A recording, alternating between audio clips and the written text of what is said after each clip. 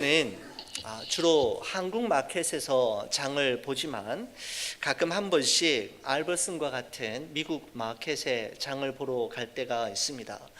이런 미국 마켓에 가면 제가 사려는 것과는 상관없이 꼭 들러서 눈 도장을 찍듯 꼭 보고 오는 코너가 있는데 바로 그곳은 야채와 과일 코너입니다. 여러분, 알버슨 같은 우리 그 큰 마켓에 가면 야채 과일 코너 기억나시는지요?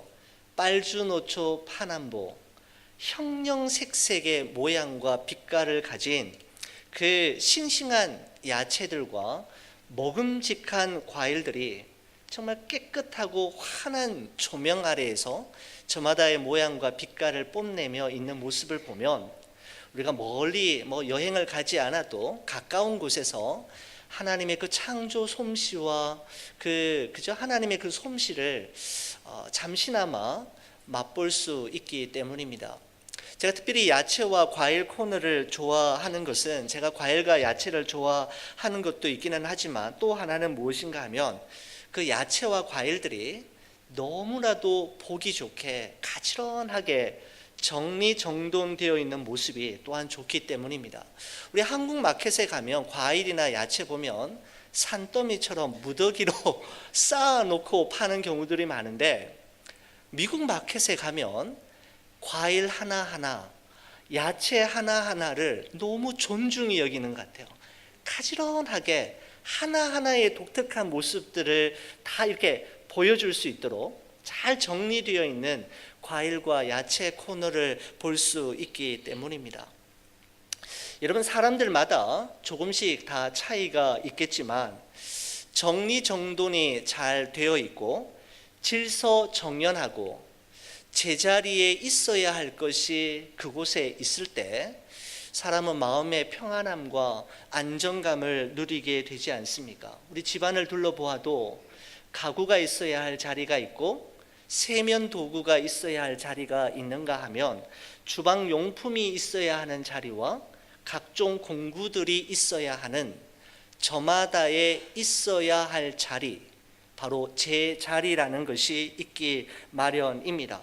그 물건이 그저 있어야 할 자리를 제 자리라고 한다면 그 물건이 그 자리에 있을 때 가장 보기 좋을 뿐더러 가장 효율적으로 또 시간 낭비하지 않고 잘 사용할 수 있기 마련입니다.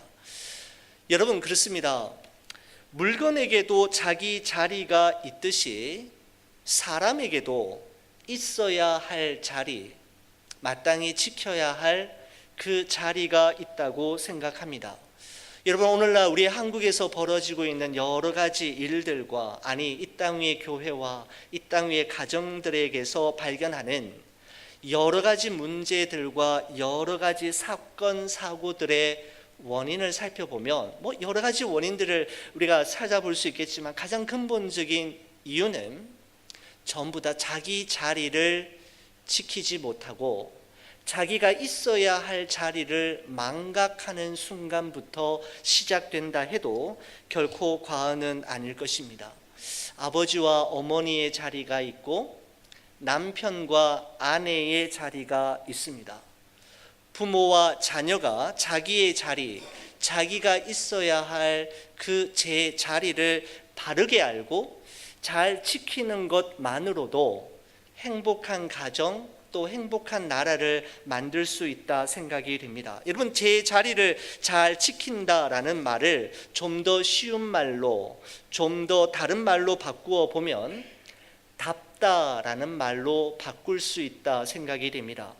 목사와 성도가 자기 자리를 잘 지킨다는 것은 목사답고 또한 성도다움을 이야기하는 것이고, 아버지와 어머니가 자기 자리를 잘 지킨다라는 것은 아버지답고 어머니다움을 이야기하는 것이기 때문입니다. 여러분, 그렇다면 그리스도인답다라는 말은 도대체 무엇을 의미하는 것일까요? 여러분, 요한복음 14장에 보면 예수님의 제자들 중에 한 사람인 빌립이 예수님에게 나와 다음과 같이 요청합니다. 주여, 아버지를 우리에게 보여주십시오. 예수님께서는 평소에 늘 하나님을 자기 아버지라고 제자들에게 늘 소개하고 그렇게 기도할 것에 대해서 말씀하셨기 때문에 빌립은 예수님이 아버지라고 말하는 그분 하나님 한번 보여주십시오 라고 요청을 했던 것입니다. 그때 예수님께서 그 빌립의 요청에 대해 무엇이라 말씀하셨냐 하면 나를 본 자는 아버지를 보았거늘 이라고 말씀하셨습니다. 이 말씀은 예수님을 보면 하나님이 보였다라는 말씀입니다. 바로 예수 그리스도의 삶은 하나님이 어떤 분이신지를 선명하게 보여주는 깨끗하고 투명한 창문과도 같았다라는 의미일 것입니다. 여러분과 제가 이 세상을 살아가면서 해야 할 일도 많고 중요한 일들도 참으로 많이 있겠지만 정말 가치 있고 정말 의미 있는 일이 무엇일까 생각해 볼 때 바로 그것은 바로 나의 가장 곁에 있는 바로 그 사람들에게 우리가 만나고 우리와 함께 더불어 살아가는 그분들에게 예수님을 보여주는 투명하고 깨끗한 창문으로 살아가는 일이라 생각이 됩니다. 바로 하나님이 살아계시다라는 사실을 나의 삶을 통해 입증해내는 삶, 나의 삶을 볼 때 예수님이 보여지는 삶을 살아간다면 바로 그 사람을 그리스도인답다라고 말해도 과언은 아닙니다. 아빠인 나를 보고 엄마인 나를 보면서 목사인 나를 보고 성도인 나를 볼 때 나에게서 내가 보이는 것이 아니라 나에게서 예수님이 보여지고 예수님 생각이 난다면 우리는 진정한 그리스도인으로 삶의 한 부분을 살아가고 있다 말할 수 있을 것입니다. 오늘 여러분과 함께 읽은 이 사도행전 11장 19절에서 26절의 말씀이 이 교회사적으로 너무너무 중요한 것은 이스라엘 유대 땅에 초대 예루살렘 교회가 있었다면 이스라엘이 아닌 이방 땅에 세워진 첫 번째 교회인 이 안디옥 교회가 어떻게 해서 세워지게 되었는지, 그리고 왜 그 안디옥에 사는 이방 사람들, 예수 믿지 않는 사람들은 그 교회 성도들을 보며 그리스도인이라고 불려지게 되었는지, 그 크리스찬이라고 하는 그 이름이 처음으로 불려지게 된 그 기원을 오늘 본문이 다루고 있기 때문입니다. 여러분, 오늘 본문 25절에서 26절까지 말씀을 여러분 한번 먼저 보실까요? 25절, 26절 우리 같이 한 목소리로 한번 읽어주시겠습니까? 같이 한번 보십시다. 바나바가 사울을 찾으러 다소에 가서 만남에 안디옥에 데리고 와서 둘이 교회에 1년간 모여 있어 큰 무리를 가르쳤고 제자들이 안디옥에서 비로소 그리스도인이라 일컬음을 받게 되었더라. 아멘. 여러분, 여기서 이제 그리스도인이라는 말이 성경에서 가장 먼저 등장하는 곳이 이곳인데, 여기 그리스도인이라는 뜻은 헬라어로 크리스티아누스라고 하는 단어를 쓰고 영어로는 잘 아시다시피 크리스찬입니다. 여러분, 이 크리스찬이라는 단어의 문자적인 의미는 예수 그리스도를 의미하는 크라이스트, 그리스도를 의미하는 크라이스트와 어디에 속해 있다라고 하는 뜻의 의미를 가진 전미사 IAN이 모여서 이루어진 합성어입니다. 그러니까 크리스찬이라고 하는 이 영어 단어의 문자 그대로의 그리스도인, 크리스찬의 의미는 예수 그리스도에게 속해 있는 사람, 예수 그리스도의 사람이라고 번역할 수가, 그 의미를 찾아볼 수가 있는 것입니다. 여러분, 그렇습니다. 소속이 어디인가가 참 중요하지 않습니까? 소속은 그 사람의 정체성을 의미하고 그 사람이 어떤 사람인가를 말해주기 때문입니다. 그래서 여러분, 그리스도인, 크리스찬이라는 이 말은 단순히 주일이면 성경책 들고 교회 다니는 사람 정도를 의미하는 것이 아니라 세상 속에 살아가지만 예수 그리스도에게 속한 사람, 또한 세상의 가치관과 세계관이 아니라 예수 그리스도께서 주신 말씀을 자신의 삶의 유일한 기준으로 삼고 살아가는 사람들, 그들이 바로 크리스찬이라고 할 수가 있는 것이죠.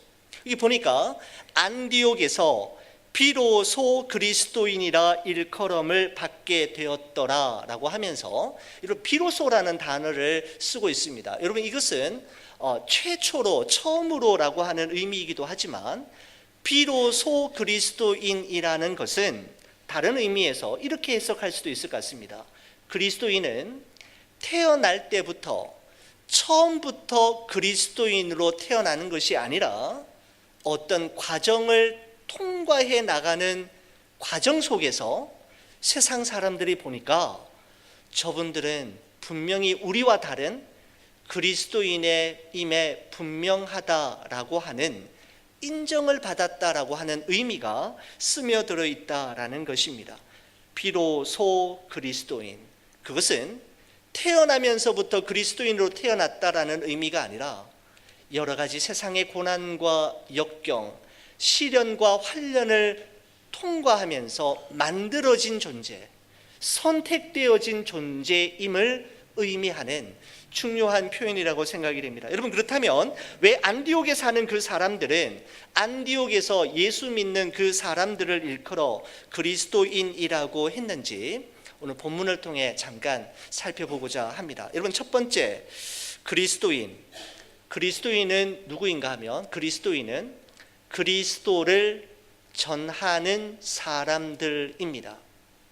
여러분, 오늘 본문 19절 20절 말씀 한번 보실까요? 19절 20절입니다. 우리 같이 한번 또 읽어보시겠습니다. 19절 20절입니다. 그때에 스데반의 일로 일어난 환난으로 말미암아 흩어진 자들이 베니게와 구브로와 안디옥까지 이르러 유대인에게만 말씀을 전하는데, 그 중에 구브로와 구레네 몇 사람이 안디옥에 이르러 헬라인에게도 말하여 주 예수를 전파하니 라는 말씀이 기록되어 있습니다.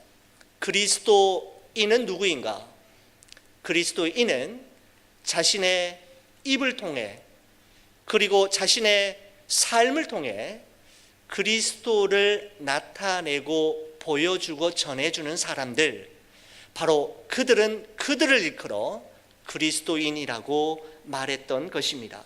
여러분, 스데반 집사님의 순교 이후에 사도행전 8장에서부터 예루살렘 교회를 향한 대대적인 박해가 시작이 됩니다. 그 박해로 말미암아 흩어진 사람들을 우리는 디아스포라라고 말하고, 이 디아스포라들은 그들의 발걸음이 머무르는 그곳에서 예수 그리스도를 전했을 뿐만 아니라 그 자신이 전하는 예수 그리스도가 진리라는 것을, 자신이 전하는 이 복음이 진리라는 것을 자신의 삶으로 입증해 보이며 살아가던 사람들이었습니다. 바로 교회와 성도들에게 닥친 여러 가지 환난과 위기와 교회의 핍박이 오히려 예루살렘과 온 유대와 사마리아를 넘어 땅끝까지 이르러 전해지게 되었는데, 바로 그 일에 디아스포라들이 쓰임받게 되었던 것이죠. 바로 그들의 입을 통해, 그들의 삶을 통해 보여졌던 예수 그리스도를 보고 그들은 바로 저들이야말로 진정한 그리스도인이라고 말하기 시작했다라는 것입니다. 여러분, 저는 미국에 온 지 이제 한 10년 정도 넘어서고 있습니다. 10년 동안 미국에 생활해 오면서 미국에서 일어나는 여러 가지 감동적인 장면들이 여럿 있어 왔지만 10년 전이나 10년 후나 지금까지 볼 때 여전히 변함없이 이런 장면을 보면 정말 감동 그 자체임을 느끼게 됩니다. 여러분, 소방차나 구급차가 이런 사이렌 소리를 내면서 아주 불을 번쩍이면서 지나갈 때 말입니다. 그 길에서 달리고 있던 모든 차들이 그 사이렌과 불빛을 보고는 속도를 줄여서 오른쪽 옆 차선으로 돼서 그 차를 정지시키고, 그 구급차와 사이렌 울리면서 다니는 그 소방차들이 다 지나갈 때까지 여러분 기다려주는 장면을 볼 때입니다. 여러분 어디 그뿐입니까? 소방차가 지나가는 길도 아닌데 길 건너편에 있는 차까지도 모두 다 제자리에 정차해서 그 차가 아무 어려움 없이 지나가도록 그 길을 내어주는 장면은 정말 미국에서만 볼 수 있는 명장면, 감동적인 장면이 아닐까 생각이 됩니다. 여러분, 왜 소방차와 구급차가 그렇게나 굉음을 내며 빨리 달리는 걸까요? 그리고 왜 모든 차들이 그들에게 길을 내어주는 걸까요? 여러분, 그것은 생명을 구하는 일이야말로 그 어떤 일보다도 중요하고 가치 있고 시급한 일임을 그들이 모두 인정하기 때문이 아니겠습니까? 여러분, 하나님의 교회가 이 땅 위에서 존재해야 하는 여러 가지 많은 이유들을 우리가 성경에서 찾아볼 수 있겠지만, 결코 이 순위로 밀려나지 않는 교회의 존재 이유가 있다면 바로 그것은 영혼을 구원하고 영혼을 사랑하는 바로 그 일이 아니겠습니까? 여러분, 때를 얻든지 못 얻든지 복음을 전하고 그 복음이 진리임을 입증하면서 살았던 그 안디옥의 그리스도인들을 통해 여러분 어떤 일이 일어났습니까? 오늘 본문의 21절을 보십시오. 주의 손이 그들과 함께 하심에 수많은 사람들이 믿고 주께로 돌아왔더라 라고 말씀하고 있습니다. 무슨 말입니까? 그리스도를 전하는 그리스도인의 삶에는 주의 손이 항상 함께 할 뿐만 아니라 그 사람으로 말미암아 또 다른 사람들이 주께로 돌아오는 생명의 역사가 일어나기 마련이라는 뜻입니다. 여러분, 그리스도인 그들은 누구인가? 그리스도인은 그리스도를 전하는 사람들이었습니다. 여러분, 두 번째 그리스도인들은 오늘 본문에서 발견할 수 있는 것은 이런 것입니다. 그리스도인은 그리스도 안에 거하는 사람들이었습니다. 여러분, 오늘 본문의 22절에서 24절의 말씀을 보시면 제가 한번 읽어보겠습니다. 예루살렘 교회가 이 사람들의 소문을 듣고 바나바를 안디옥까지 보내니 그가 이르러 하나님의 은혜를 보고 기뻐하여 모든 사람에게 굳건한 마음으로 주와 함께 머물러 있으라 권하니, 바나바는 착한 사람이요 성령과 믿음이 충만한 사람이라 이에 큰 무리가 죽게 더하여 지더라 라고 말씀하고 있습니다.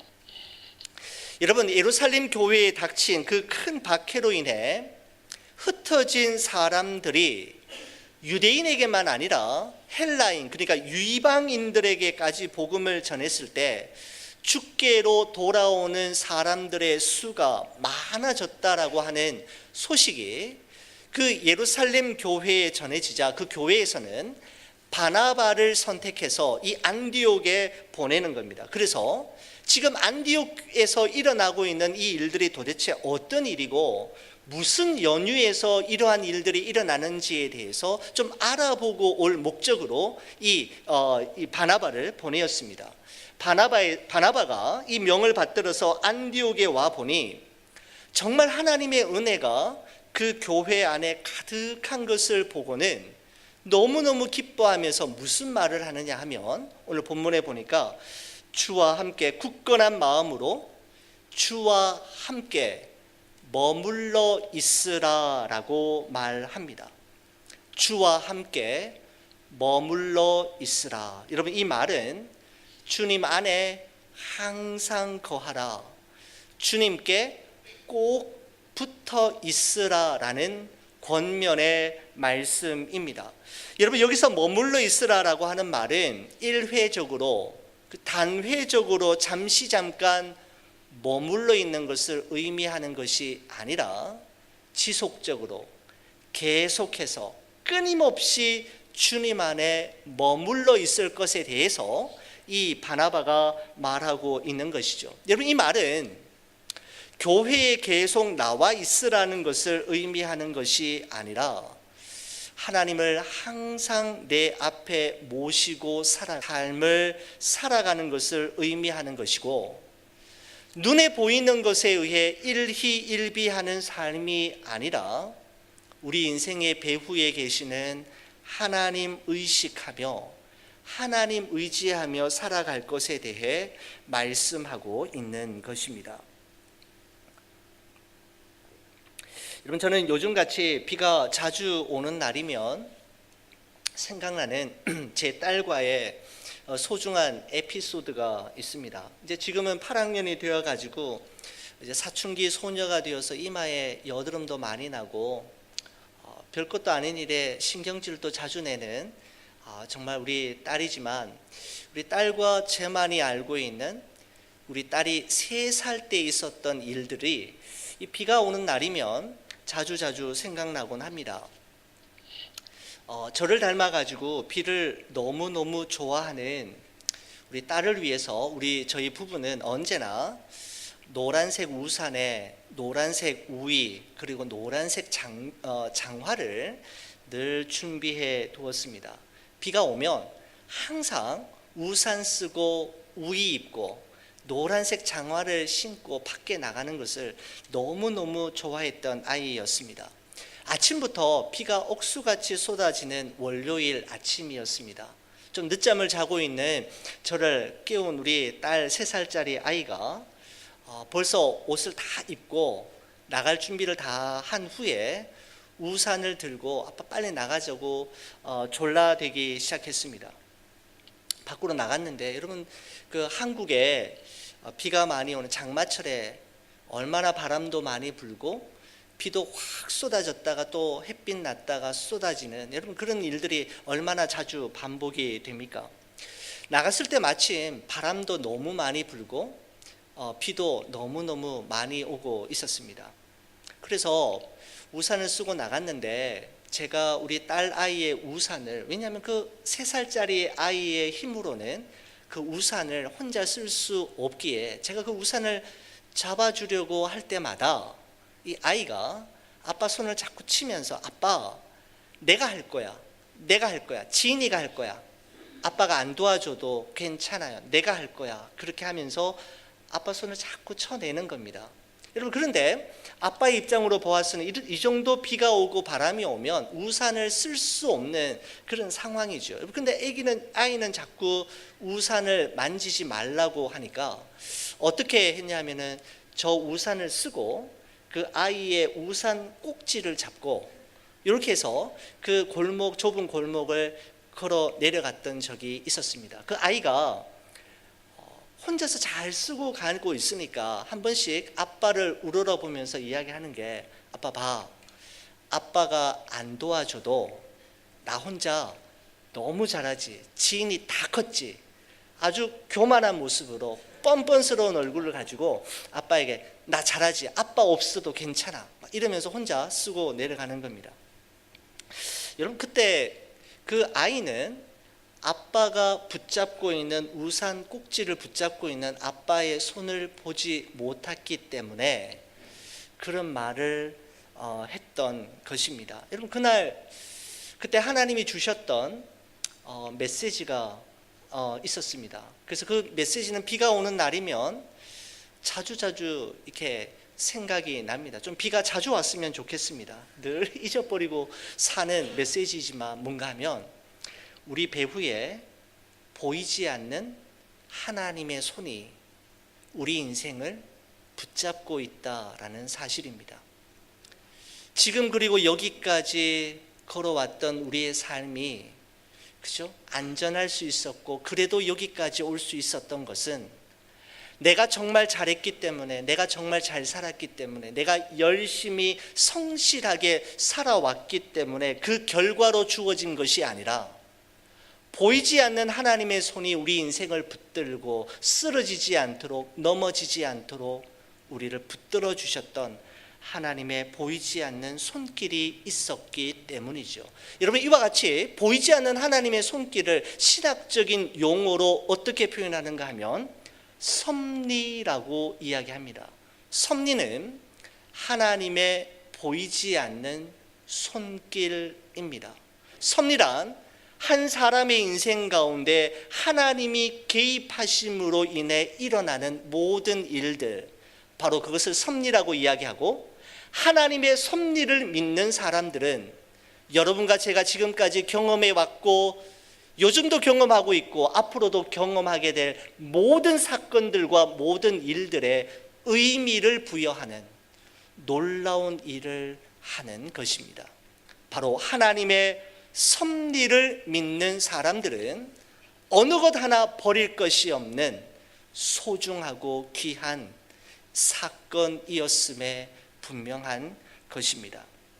사랑하는 우리 서문 장로교회 우리 교우 여러분, 눈에 보이는 대로 보고 눈에 보이는 대로 반응하는 것이 아니라 여러분과 저의 인생 배후에 계시는 그 하나님, 그 하나님의 함께 하심을 믿고 주님 안에 끊임없이 거할 때 우리의 인생은 그야말로 감동과 기적의 이야기로 채워지게 될 것입니다.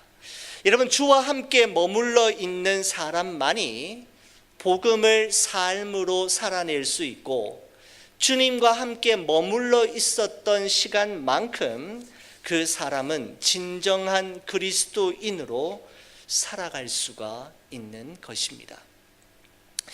여러분, 안디옥 교회 성도들이 안디옥에 사는 이방 사람들의 입을 통해 저 사람들은 그리스도인들이다 라고 불려지기까지 그들을 진정한 그리스도인으로 만들어 가는 데 있어서 하나님께 귀하게 쓰임받은 두 사람이 오늘 본문에 소개되면서 이 한 단락이 마무리되고 있습니다. 여러분, 25절 26절에 보면 안디옥 교회 성도들이 그리스도인이라 불려지기까지 그들을 위해 그들과 함께했던 두 사람이 나오는데, 보시면 25절 26절입니다.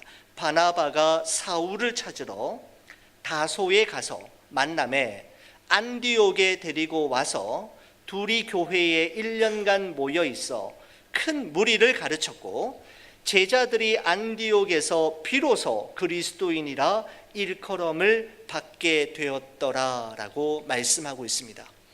여러분, 예루살렘 교회로부터 보냄을 받은 바나바는 안디옥 교회 성도들에게 굳건한 마음으로 주 안에 머물러 있을 것을 권면한 이후에 이들을 진정한 그리스도인으로 만들기 위해 한 사람을 찾아가게 되는데, 바로 그 사람은 다소에 있는, 다이소가 아니라 다소에 있는 사울을 찾아가게 됩니다. 여러분, 이 다소라는 곳은 사울의 고향으로서 사도행전 9장에 보면 다메섹 도상에서 예수님을 만나고 회심한 이 사울이 회심한 이후에 사울이 어디로 가느냐 하면 아무도 없고 아무것도 없는 광활한 광야, 아라비아 광야에 3년 동안 머무르게 됩니다. 여러분, 그 3년 동안 아라비아 광야에 머문 이후에 사울이 다시 예루살렘으로 올라와 복음을 전할 때에 유대인들의 반대와 박해가 너무 심해서 그들의 권유에 의해 다소로 다시 자신의 고향인 다소로 내려가 몇 년을 칩거하느냐 하면 13년을 칩거하게 됩니다. 여러분, 그 토를, 그러니까 아라비아 광야에서의 3년, 그리고 자신의 고향인 다소에서의 생활 13년이 지난 어느 날, 바로 그를 찾아온 바나바에 의해 사울은 안디옥 교회에 오게 되고, 이 안디옥 교회에서의 목회를 시작으로 기독교 역사상 가장 위대한 복음 증거자로서의 삶을 시작하게 되는 것입니다. 바울이 하나님께 쓰임받기 위해 기다렸던 16년의 세월이 있었습니다. 여러분, 다윗을 기억하십니까?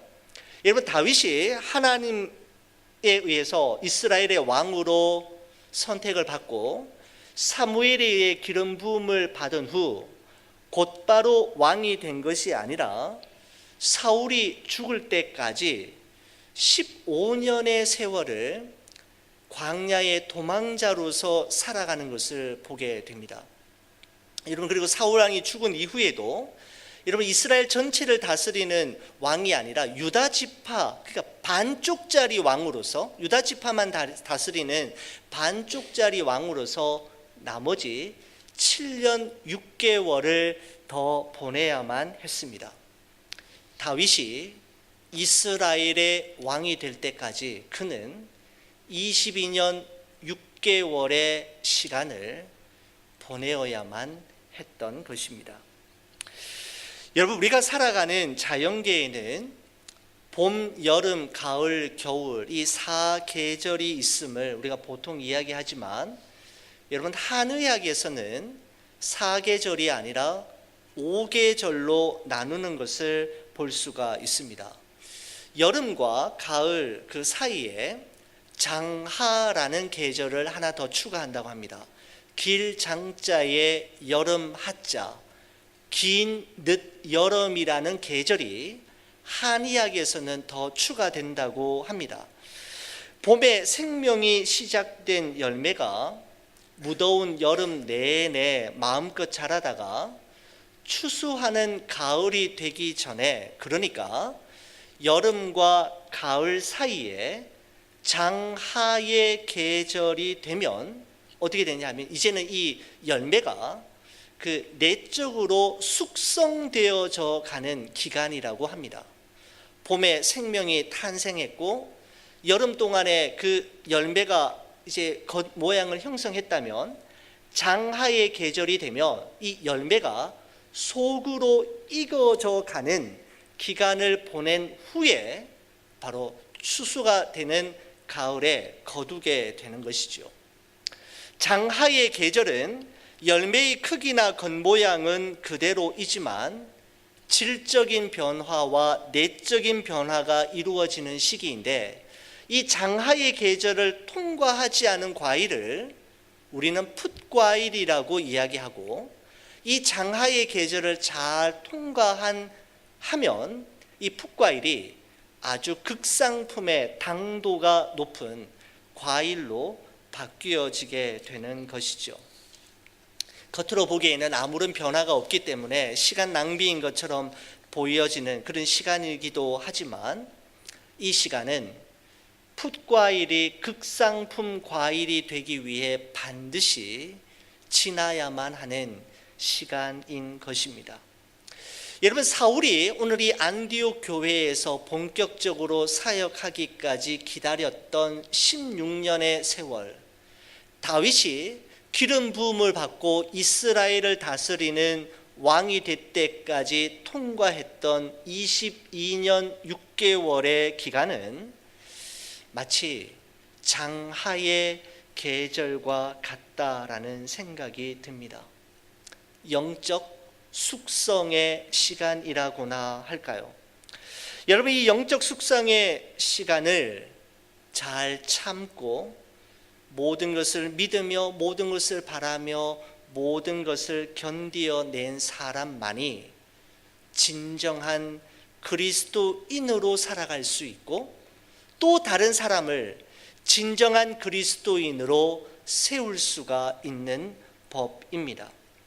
여러분, 오늘 헌신 예배를 드리시는 우리 제1남전도의 우리 모든 회원들과 우리 서문장로교회를 함께 섬기시는 우리 모든 성도님들이 삶 속에 혹시 이 시간이, 내가 보내고 있는 이 시간이 장하의 계절이라고 느껴지신다면, 장하의 계절은 영원하지 않고 반드시 끝이 있으며 열매를 거두는 가을이 있음을 기억하셨으면 좋겠습니다. 내가 있어야 할 자리, 내가 지켜야 할 자리, 아버지와 어머니의 자리, 그 직분자의 자리, 바로 그 제자리를 잘 발견하시고 주님이 맡겨주신 그 자리에서 진정한 그리스도인으로 장하의 계절을 잘 통과한 성숙한 그리스도인으로 살아가시는 우리 믿음의 교우들이 되시기를 주님의 이름으로 간절히 축원을 드립니다. 기도하시겠습니다. 하나님